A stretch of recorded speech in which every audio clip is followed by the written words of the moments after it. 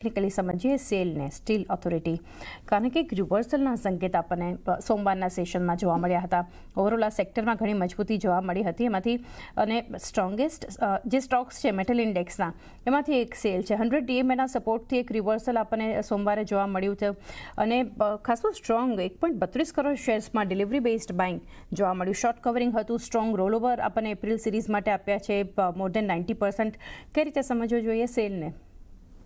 આપણે જોઈએ સેલમાં તો ઓવરઓલ મેટલ ફ્રન્ટમાં તો આપણને બાઇંગ સારું બનતા આપણને લાસ્ટ વીકમાં જોવા મળતું. સેલ બી આપણે જોશું તો બેનમાંથી નીકળતા આપણને જોવા મળી રહ્યું છે. કરન્ટલી જે હિસાબથી આપણે જોઈએ 154 બ્રેકઆઉટ લેવલ છે. 154 ઉપર જેમાં કાઉન્ટર નીકળે છે ત્યારબાદ મોમેન્ટમ પિકઅપ થતા આપણને જોવા મળશે. શું કહીશ કે થોડુંક વેટ એન્ડ વોચ. 154 ઉપર જેમ નીકળી જાય ત્યારબાદ લોંગની પોઝિશન ક્રિએટ કરી છે.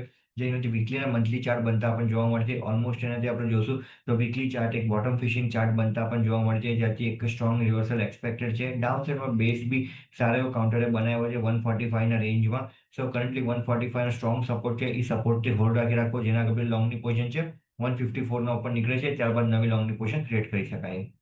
હોલ્ડ રાખો અને ફ્રેશ એન્ટ્રી માટે 154ની ઉપર નીકળવાની રાહ જુઓ સેલ માટે.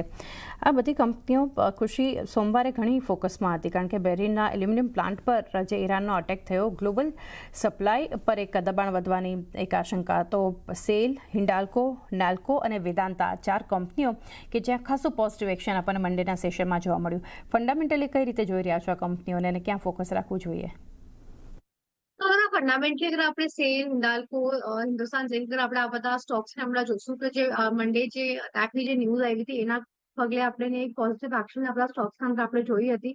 પણ સ્ટીલ અગર આપણે જોશું તો જેવી રીતના ઓવરઓલ મેટલ્સ માટે હમણાં સિનારીઓ જે બની રહ્યો છે, કેમ કે કન્ટિન્યુઅસલી જે ડોલરના આમાં સ્ટ્રેન્થ આવી રહી છે અને ગ્લોબલી જેટલા પણ આપણા કમોડિટીઝ હોય છે ડોલરમાં ટ્રેડ થતા હોય છે. સો એના કારણે હમણાં મેટલ્સ ના જે પ્રાઇઝીસ છે એ આપણને ઘણા એલિવેટેડ લેવલ્સ પર આપણને નિયર ટર્મમાં જોવા મળી શકે છે.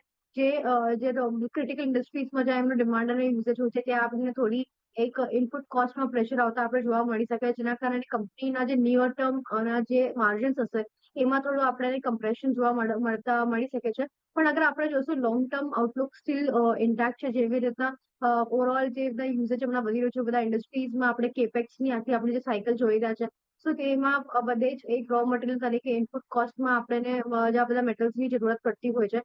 તો આમ અગર આપણે જોશું તો આ બધાની જે ડિમાન્ડ છે, જે ઇન્ફ્રાના તરફથી જે કેપેક્સની સાયકલની જે પુશ આવી રહી છે એ ઘણું હમણાં સપોર્ટિવ રહ્યું છે આ બધા ઇન્ડસ્ટ્રીઝ માટે. અને આગળ જતા લોંગ ટર્મ માટે પણ ઘણું સપોર્ટિવ રહેશે. પણ નિયર ટર્મમાં યસ, જે આપણેના જે વોરના લીધે જે અટેક્સની લીધે જે આપણે હમણાં થોડી વોલેટિલિટી આપણે જોઈ રહ્યા છે એ નિયર ટર્મમાં પ્રોસેસ કરશે અને પ્રાઇઝીસ પણ થોડા આપણે એલિવેટેડ રહી શકે છે નિયર ટર્મમાં, કેમ કે ડોલરમાં જે હમણાં એપ્રિસિએશન થયું છે એના કારણે. તો એક વ્યૂ ઓવરઓલ એક ખાસ કરીને કંપનીઓ માટે બનતો જોઈ રહ્યા છે. અમિત,